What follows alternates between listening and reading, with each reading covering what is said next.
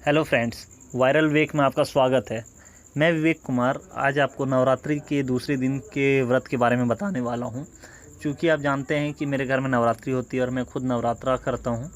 And इस साल मेरे मम्मी पापा की तबीयत अच्छी नहीं रहने की वजह से मेरी मिसेज़ नवरात्रि पे बैठी हुई है और मैं, जैसा कि आप जान रहे हैं कि मैं कोलकाता में हूँ अपने जॉब से रिलेटेड। तो क्या है कि मैं तो अटेंड कर नहीं पा रहा हूँ, बट क्या है कि जो नियम है वो मुझे मानना पड़ेगा, कोई ये नहीं है।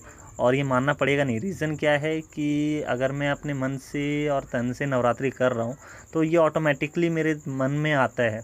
ठीक है, तो इस वजह से मैं कुछ खा नहीं सकता हूँ। जो नियम है, जो पालन करना है व्रत का, वो मुझे करना ही होगा। कोई ऑप्शन नहीं है इसके अलावा, क्योंकि ये मेरे दिल से आता है। ठीक है, ये कोई ज़बरदस्ती आपसे नहीं करा सकता है। अगर आपका मन बोल रहा है कि नहीं आपको ये करना है तो आप निश्चित रूप से करेंगे। एंड आपको उस चीज़ की फीलिंग भी नहीं होगी। सपोज़ मान के चलिए, अभी अगले, आज तो दूसरा दिन का पूजा ख़त्म हो चुका है लगभग। ठीक है, तो अभी मैं 2 दिन बिना नमक लहसुन प्याज के मुझे रहना है और आगे 7 दिन भी मुझे ये कंटिन्यू करना है।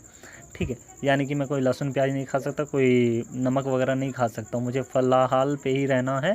एंड दूध वगैरह मैं खा सकता हूँ, कोई प्रॉब्लम नहीं है।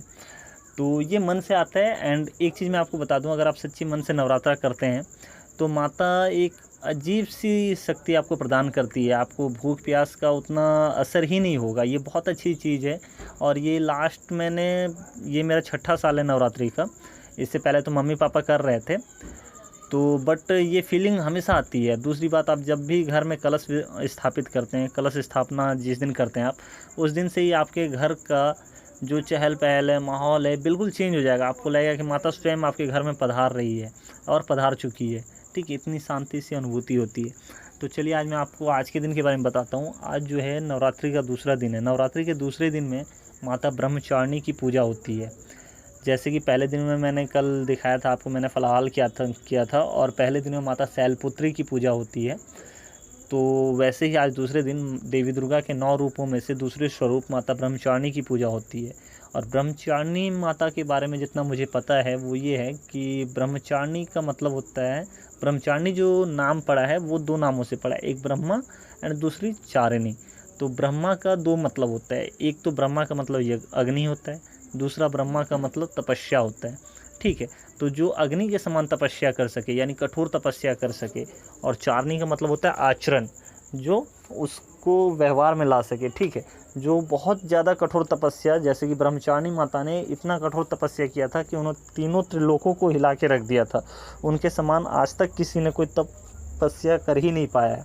ठीक है, तो ये माता का एक विशिष्ट रूप है। और दूसरी बात, जो सच्चे मन से अपनी पूरी भक्ति, अपने पूरे सामर्थ्य के साथ, जितनी भी उनकी सामर्थ्य है भक्त की, उस हिसाब से अगर वो सच्चे मन से पूजा करे, प्रार्थना करे, तो उस इंसान के जीवन में कोई भी लक्ष्य जो है वो ऐसा हो ही नहीं सकता कि वो उस लक्ष्य को ना पा सके।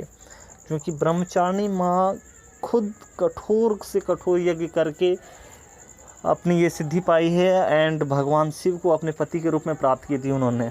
ठीक है, तो वो सिर्फ अगर पॉसिबल हो पाया था तो वो उनकी तपस्या की वजह से ही पॉसिबल हो पाया था। ठीक है, जहाँ तक पुराणों में लिखा है कि ब्रह्मचारिणी माता ने 1000 वर्षों तक तपस्या की थी। 1000 वर्षों, इनफैक्ट 1000 वर्षों से ज़्यादा तपस्या की थी।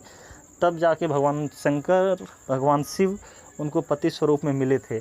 तो इस वजह से जो भी व्यक्ति आज के दिन सच्चे रूप से माँ की पूजा करता है, आराधना करता है, उसके जीवन में कोई भी लक्ष्य असाध्य नहीं रहता, कोई भी काम अपूर्ण नहीं रहेगा उस व्यक्ति का। दूसरी बात, ब्रह्मचारिणी माता का आप देख सकते हैं स्वरूप, एक हाथ में उनका मंत्रमाला रहता है, दूसरे हाथ में कमंडल विराजमान है।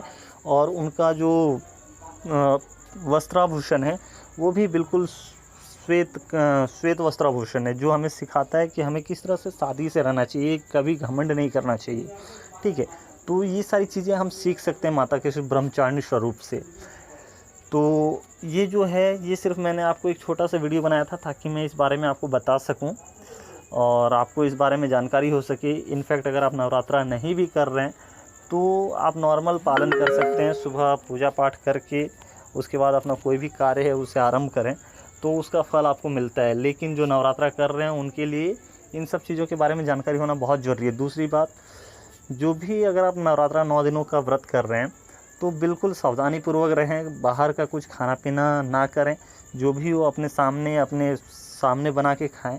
अगर आपको ऐसा लगता है कि आप फल पे नहीं रह सकते हैं, फलाहार पे नहीं रह सकते 9 दिन, तो आप अपना जो नॉर्मल खाना है वो खाएं, लेकिन अपने घर में अपने सामने खुद से बना के खाएं। बाहर का खाना बिल्कुल भी ना खाएं, क्योंकि बाहर का खाने में क्या है नहीं है ये आपको बिल्कुल पता नहीं होगा। ठीक है, तो इस सब चीज़ों को अपने अंदर रख के सच्चे मन से आप अगर पूजा करते हैं तो उसका फल आपको ज़रूर मिलता है। और भगवान कृष्ण ने कहा है कि आप अपना कर्म करें, फल की चिंता मत करें। तो उसी तरह से आप अपना कर्म करते रहिए, फल की चिंता करने की कोई ज़रूरत नहीं है, फल और देने के लिए भगवान बैठे हुए हैं। ठीक है, तो ब्रह्मचारिणी देवी की पूजा के लिए जो कुछ मंत्र हैं जो इस पूजा के दिन किए जाते हैं, जिनमें पहला मंत्र है, या देवी सर्वभूतेषु मां ब्रह्मचारिणी रूपेण संस्थिता नमस्तस्यै नमस्तस्यै नमस्तस्यै नमो नमः। दधाना कर मदमाभ्याम अक्षमाला कमंडलु देवी प्रसिद्धतु मयि ब्रह्मचारिणी नुत्तमा। ये मंत्र आपको उच्चारण कर सकते हैं दिन में, जब भी आप पूजा में बैठे हैं। अगर कोई पंडित नहीं भी हैं तो इस मंत्र का उच्चारण करके आप पूजा कर सकते हैं। ठीक है, इसके अलावा माँ ब्रह्मचारिणी का जो स्रोत पाठ है वो मैं आप बोलने जा रहा हूँ। तपश्चारिणी त्वहि तापत्रय निवारणी ब्रह्म रूप धरा ब्रह्मचारिणी प्रणमाम्यहम्। शंकर प्रिया त्वमहि भुक्ति मुक्तिदायिनी शांतिदा ज्ञानदा ब्रह्मचारिणी प्रणमाम्यहम्। ये आपका माँ ब्रह्मचारिणी का स्रोत पाठ है। एंड माँ ब्रह्मचारिणी का जो कवच मंत्र है वो है, त्रिपुरा में हृदयम पातु ललाटे पातु शंकर भावनी अर्पण सदा पातु नेत्रो अर्धरी च कपोलो। पंचदशी कंठे पातु मध्य देशे पातु महेश्वरी षोडशी सदा पातु नाभो गृहो च पाद्यो अंग प्रत्यंग सतत पातु ब्रह्मचारिणी। ये माता ब्रह्मचारिणी माता का कवच मंत्र है, जिसे आप उच्चारण कर सकते हैं, लेकिन उच्चारण करने से पहले भली भांति आपको नियम पूर्वक उच्चारण करना होगा। ठीक है, तो ये ऐसा नहीं है कि आप जब मन तब जैसे मन तैसे इसका उच्चारण कर रहे हैं। जब आप पूजा पे बैठे हैं संध्या बेला में और सुबह जब पूजा पे बैठे हैं उस समय आप मंत्र का उच्चारण कर सकते हैं। एंड माता ब्रह्मचारिणी से बहुत खुश होती है। ठीक है, तो चलिए मैं वीडियो को यहाँ ख़त्म कर रहा हूँ। वीडियो अगर आपको अच्छा लगता है तो प्लीज़ लाइक एंड सब्सक्राइब करें। वीडियो ख़त्म करने से पहले मैं माँ ब्रह्मचारिणी जी का एक मंत्र दोबारा पढ़ना चाहूँगा। या देवी सर्वभूतेषु माँ ब्रह्मचारिणी रूपेण संस्थिता नमस्तस्यै नमस्तस्यै नमस्तस्यै नमो नमः।